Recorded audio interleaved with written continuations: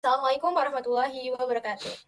Assalamualaikum warahmatullahi wabarakatuh. Terima kasih kepada Pak Abi selaku dosen pengampu mata kuliah metodologi penelitian. Tak kenal maka tak sayang. Maka izinkan kami memperkenalkan diri. Nama saya Putri Amelia Zahra. Saya Julius Syahputra. Nama saya Muhammad Fajar Satamurjaya. Saya Raudina Fira. Dan saya Randy Febriansyah. Oke, pada kesempatan kali ini kami akan menjelaskan penelitian kami. Judul yang kami ambil ialah analisis klarifikasi teks menggunakan model pembelajaran mesin pada data media sosial. Yang mana di laporan proyek ini menggunakan 3 model pembelajaran mesin dan 2 ekstraksi fitur. Model pembelajaran mesin yang kami gunakan ialah Naive Bayes, SVM, dan Random Forest. Lalu, untuk ekstraksi fitur yang kami gunakan ialah TF-IDF dan Count Factorizer. Setelah kami menjelaskan tentang pengertian dari 3 model dan 2 ekstraksi fitur, kami juga akan menjelaskan alur atau flow dari kode yang kami analisis. Oke, di sini terdapat pengertian dari Naive Bayes. Naive Bayes adalah model probabilistik yang didasarkan pada teorema Bayes. Model ini sangat populer untuk tugas klarifikasi teks karena kesederhanaannya dan kemampuannya dalam menangani data berukuran besar dengan cukup efisien. Naive Bayes ini, teman-teman, salah satu algoritma klarifikasi yang sering banget digunain di suatu riset, klarifikasi teks, analisis sentimen, bahkan spam detection.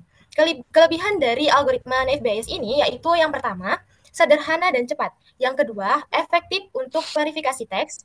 Dan yang ketiga adalah mampu bekerja dengan proper ketika dihadapkan dengan data yang besar dan tidak seimbang. Oke, lalu naive Bayes ini juga memiliki kekurangan. Yang pertama, karena naive Bayes ini sifatnya asumsi, independen, jadi terkadang hasilnya tidak realistis dan ini bisa mempengaruhi akurasi model. Dan yang kedua, sulit buat handle fitur yang muncul tetapi jarang dalam penelitian.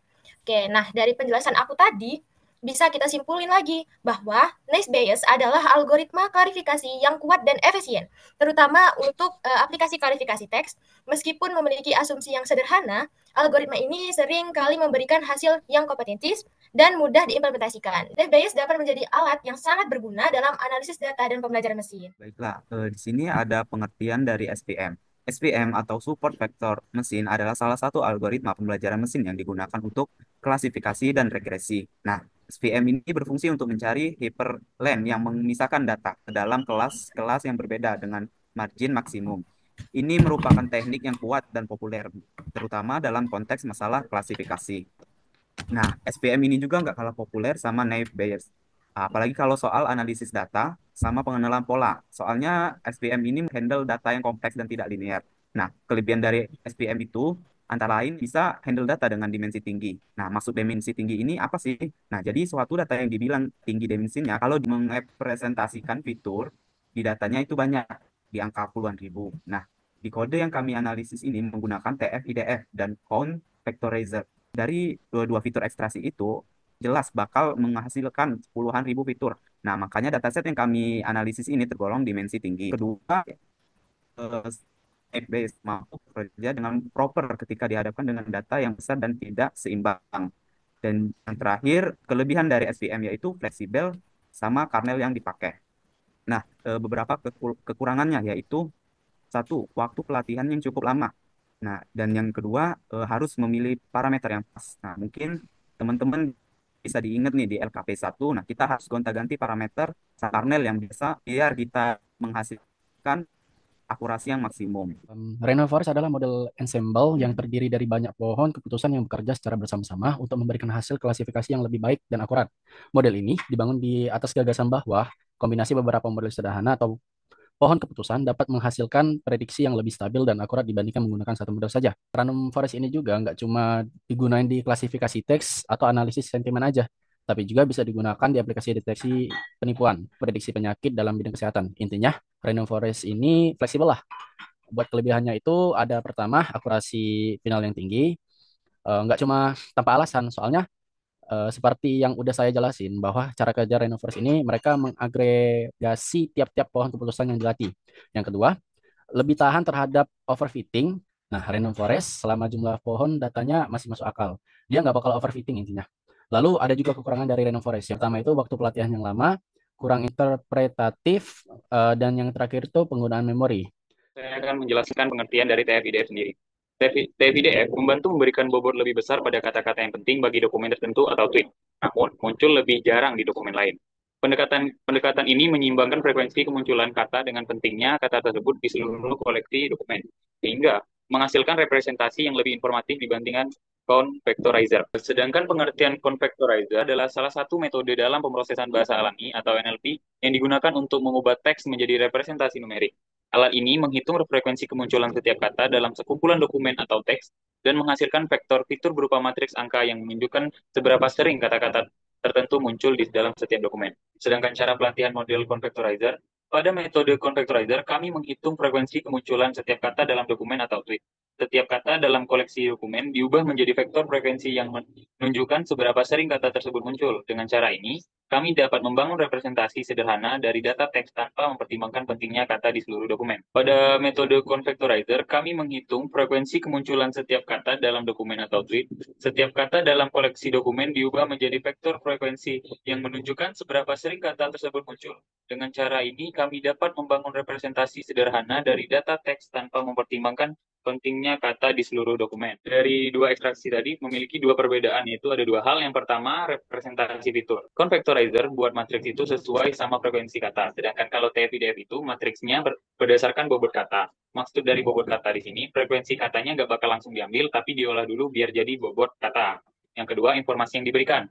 Convectorizer itu ngasih informasi seberapa sering kata itu muncul, tapi nggak ngasih tahu kalau kata tersebut itu penting atau tidak. Sedangkan kalau TF-IDF itu ngasih informasi kata tersebut itu penting atau tidak, tergantung cara kita ngolah korpus data yang ada. Oke teman-teman, sekarang aku bakal ngejelasin alur atau flow dari coding kami analisis ini. Nah sebelumnya aku mau ngasih tunjuk dataset yang kami gunakan. Nah, dataset kami simple, cuma 214 baris, tapi karena sesuai penjelasan Randy tadi, tiap dataset itu ada dimensinya.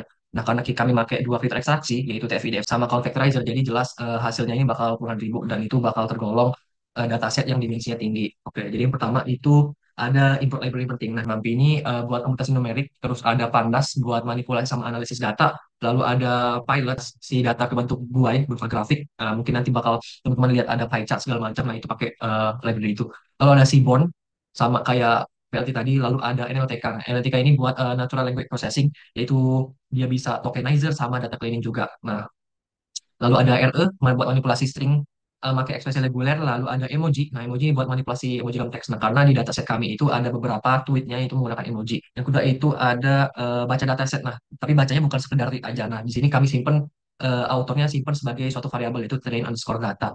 Nah, lalu ada selanjutnya itu pre-processing data. Nah, masuk pre-processing data itu ini tuh kayak ini teman-teman kayak data cleaning. Jadi ngapus yang nggak perlu, terus replace beberapa string. Lanjut yang ketiga itu ada pre-processing data. Ini buat data cleaning. Nah, kayak convert emoji ini yang mana buat function yang mana dia itu nerima parameter emoji. Terus emoji yang diterima itu di convert ke function emoji dictionary yang udah dibuat. Nah, lanjut ada mulai masuk buat function untuk ekstraksinya dulu. Jadi fitur ekstraksi yang kami gunakan itu ada dua, itu VDF sama convectorizer. Nah, lanjut abis itu ada buat function untuk confusion matrix. Nah, jadi confusion matrix ini buat ngitung nanti final akurasinya di mana, karena akurasi di sini kan masih mentah, jadi perlu diolah lagi. Nah, lanjut baru manggil modelnya. Nah, modelnya ini seperti aku bilang tadi ada dua, FIDF sama convectorizer. Nah, undersample sama oversample ini itu maksudnya undersample itu ngapus sampel dari kelas yang udah terwakili. Nah, kalau oversample itu ngasilin sampel baru buat kelas yang kurang terwakili. Nah, sini naive Bayes unsampling TF-IDF. Nah, ini maksudnya naive Bayes dia pakai TF-IDF tanpa pakai sampel apa-apa. Jadi ini final awal. Nah, bisa lihat teman-teman hasilnya. Terus, nah lanjut ada yang terakhir itu random forest. Nah, random forest ini pakai function sendiri, yang mana ini udah dari disediain library-nya itu dari sklearn, yaitu import random forest classifier. Nah, ini final hasilnya. Dari kode tadi bisa disimpulin teman-teman kalau hasil final dari penelitian ini ialah random forest itu merupakan model machine learning yang paling efektif di kasus sentimen analisis kali ini.